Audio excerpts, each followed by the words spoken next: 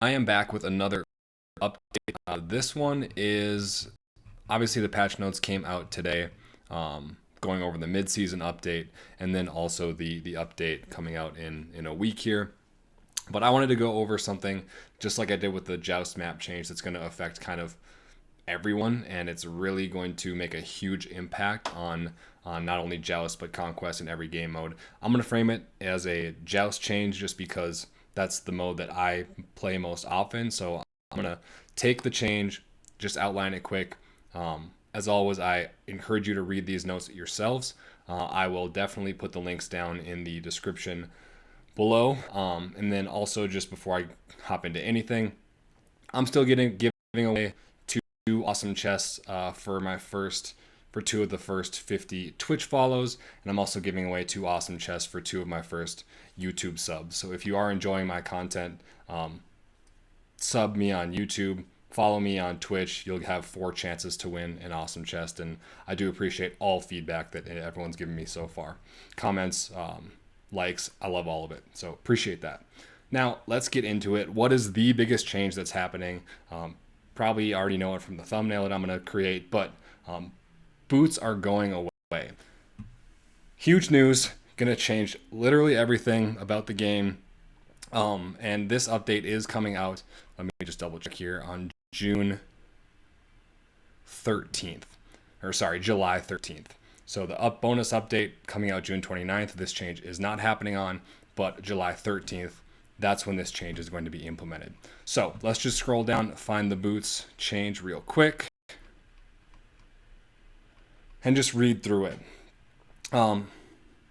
You can read all this. This is dev stuff. If you're interested in why they made this change, you can read that. But what I want to go over is just why they removed it and how it's going to be changed for moving forward. So they're removing all boots, all shoes from the game. The most important thing is right here. Players in all modes now receive 18% movement speed over their first 7 levels. So before, boots were such a good item that you had to build them. They're just such a good value that brought a ton to the game. If you're faster than your opponents, you just have a huge advantage. So if you're not building boots, you're just going to take auto attacks to the face or not be able to land abilities or whatever. Now having boots removed from the game, having shoes removed from the game, I assume that this movement speed is going to be scaled somewhat evenly over those first 7 levels. Why that's important is that everyone is going to have that same incremental movement speed over those levels. So somebody can't get more gold and buy boots and be faster than everyone else on the team. It is all about who levels faster. And why that's important, especially when you're framing that change in the world Joust, is because from what we've seen, and obviously it's still a fairly new thing that the Joust map is updated. If you didn't know that the Joust map was updated, check my video out. I'll annotate that also. But why it's so important in this Joust meta specifically is that we've found that farming the buffs leads to a bigger level advantage, which lets you snowball easier and just end the games quicker so that somebody can't necessarily turtle because you can just jump in on them and do more damage and so on and so forth. So having more movement speed or having movement speed evenly over the first 7 levels mean it's even more important to beat the enemy team to that level 7 or get a level lead just in general, right? Because if you have more movement speed, you're going to be able to do things like go from this red to this red faster than the enemy team, or if you push a wave in, you're going to be able to go and grab their yellow and come back before they can kind of react. So that's why I think that this change specifically is going to impact the Joust meta very, very substantially. And obviously this is all still new and it could change and I could be completely wrong, and this is all my opinion, and you could come back in 2 weeks and say, well, you're an idiot, look what you said, that's not what happened at all. But I think it really is going to be super, super impactful. And I did want to just highlight kind of a few gods and items that might be more valuable or more prioritized in this specific meta because those gods or items do give more bonus speed, without having to do much extra. Because again, if you're getting more movement speed and you're leveling faster, that's even more of an advantage to your opponents who are slower if they're not getting movement speed. So that being said, I'm going to go over some of the gods that I think could be more priority because of their abilities. So Awilix, she's able to summon Suku. One of the things that Suku does is that he gives 25% movement speed. You're going to be able to run around in the jungle a little bit more often, kind of farm your brains out, hop on Suku, come back in lane. 25% is definitely substantial. Even though it's a percentage and you have a lower movement speed at the start of the game, just having that right away as an ability is going to be pretty valuable. So if you're not picking up Awilix now, look out for her. Bakasura, eat minion. So he's able to eat minions whenever he wants on his 2. When he eats that minion, his passive activates, which is up to 21% attack speed and 15% movement speed. So if you're eating minions, you automatically get that movement speed, that 15% movement speed. And actually there was a time where people would skip building boots on Bakasura back in the day because he had enough built-in movement speed from these 2 abilities interacting, a passive and ability interacting. So now that they removed boots from the game completely, I think that he's going to be pretty effective as well. Giannis, his 3 gives himself and allies that extra movement speed, which is a scaling at 10, 12, 15, 17, 20 per portal. So again, giving your entire team the ability to move faster early on at level 1. You're going to be able, because Joust you start at level 3, you're going to have that threshold ability. Your whole team's going to be moving faster than the enemy team right off the jump. Medusa, her passive, she suffers no movement penalty when she's side strafing. So everyone else who's slower, she's going to be moving faster, not only forward, but sideways and even backwards. So if you have a level lead on the enemy team, that's just going to be compounded pretty immensely with Medusa, and she's going to be so much more mobile than the enemy team. That mixed with a lot of her abilities doing pretty good damage and the small lane, I think Medusa is going to be a priority hunter pick for sure. Amaterasu, I don't see much of her at all really right now, but her first ability has the ability to toggle on or off an aura that gives you either movement speed or power.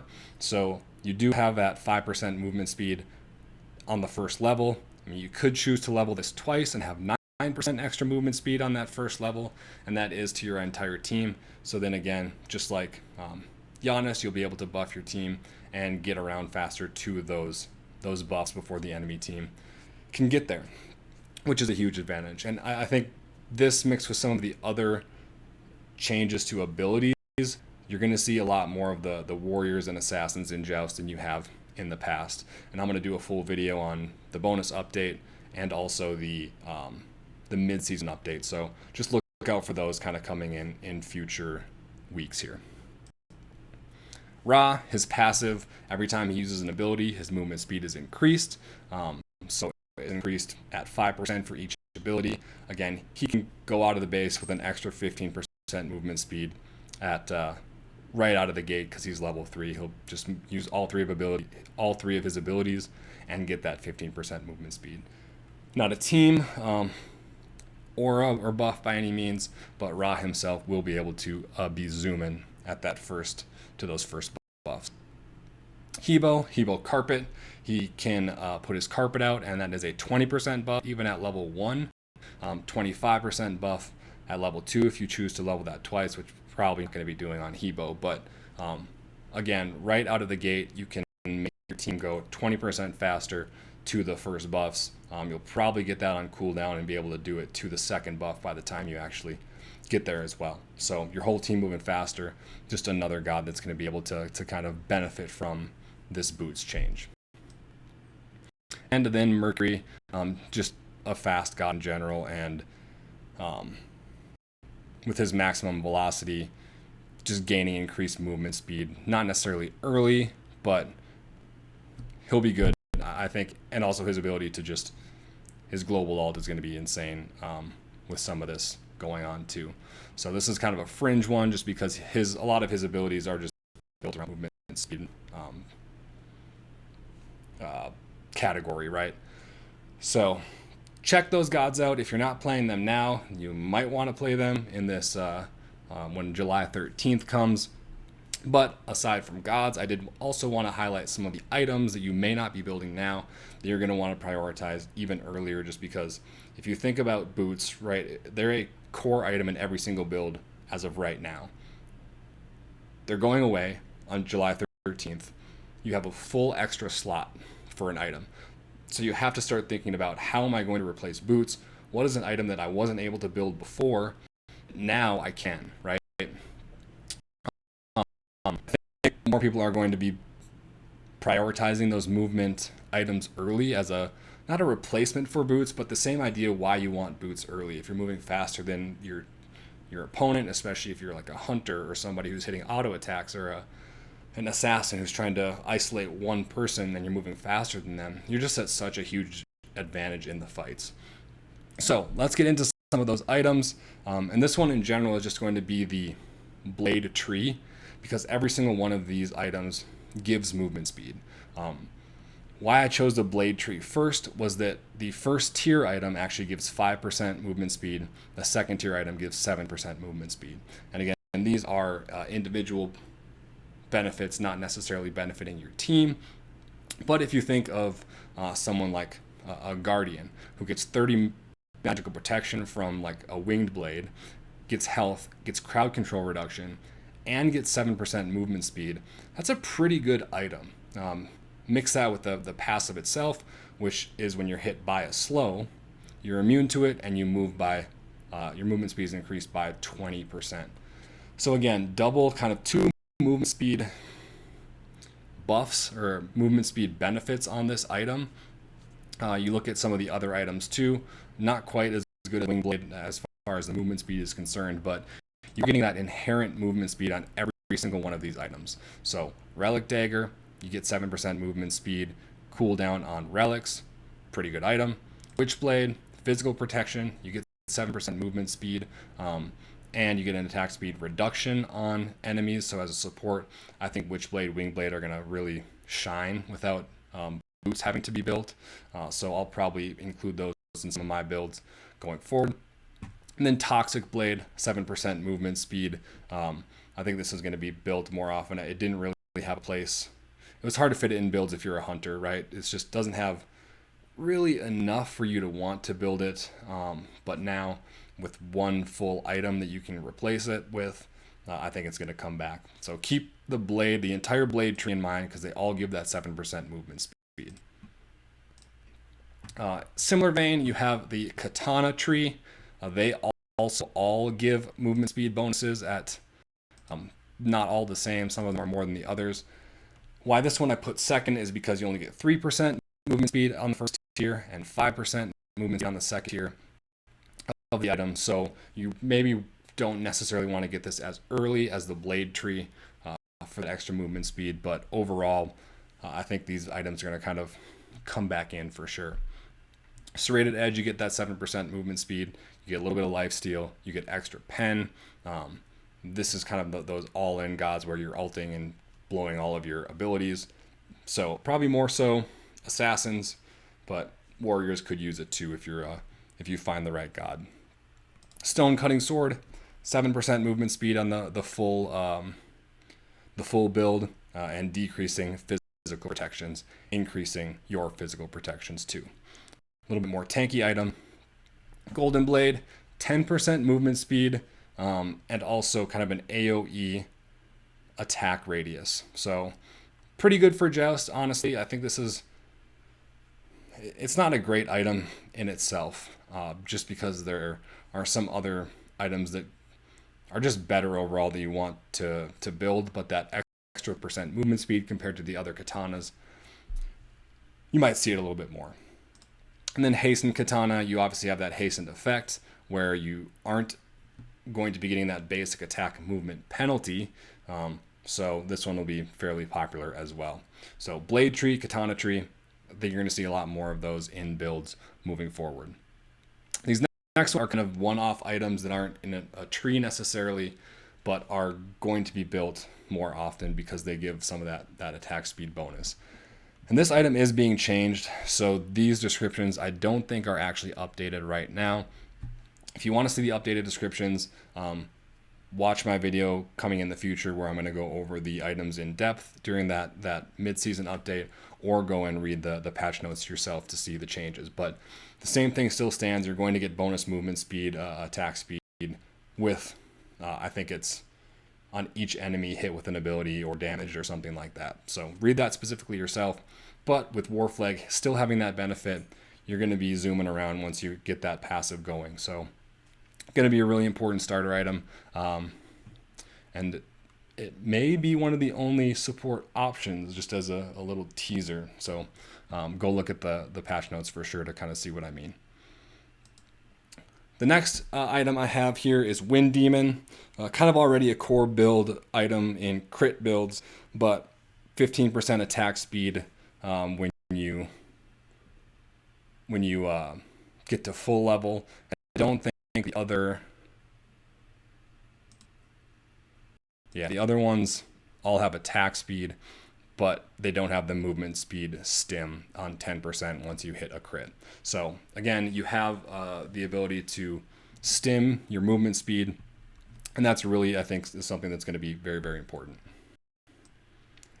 Talisman of Energy. This is one that I actually already like building, but I think more people will start building it. You get 60 magical protections, 300 health, but if you get a killer assist on any enemy, you gain stacks of energy, is what it's called. And each stack of energy, you gain 2% movement speed, 2% attack speed, and 10% MP5. So that can stack up to 6 times, which is 12% movement speed.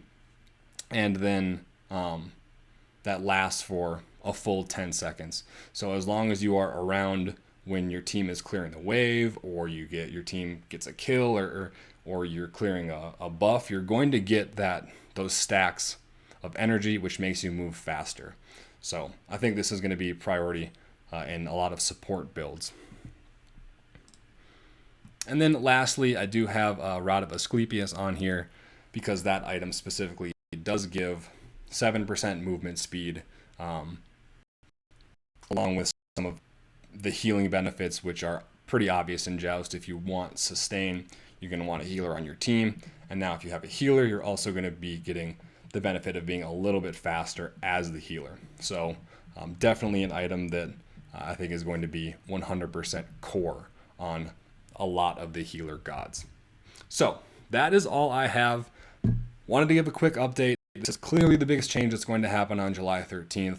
So I wanted to get a video shot as quickly as possible to get the information out there so that nobody is caught by surprise when this comes through, because pretty rude awakening if you go to buy your first tier boots and you cannot find them. So just be aware of that, but keep your eye out for my next couple of videos, which are going to be over the update, the bonus update that's coming out on July 29th, I believe, and then the full-on rundown of all the mid-season update changes, which will probably be a pretty lengthy video. But I appreciate everyone watching this. Again, if you enjoy the content, please subscribe to my YouTube. Please follow me on Twitch. Fairly regularly uploading videos on YouTube almost every other day. And then on Twitch, I don't stream as often or as frequently or regularly as maybe some other streamers, but a few evenings during the week, and then a lot of times on the weekend I'll stream for 3 or 4 hours at a time too, and you're always free to ask me questions there. I don't know it all, but definitely I'm always open to hearing other people's opinions, bouncing ideas off each other, because I think that's really how we all learn the best. So again, appreciate it, and I will talk to you guys next time.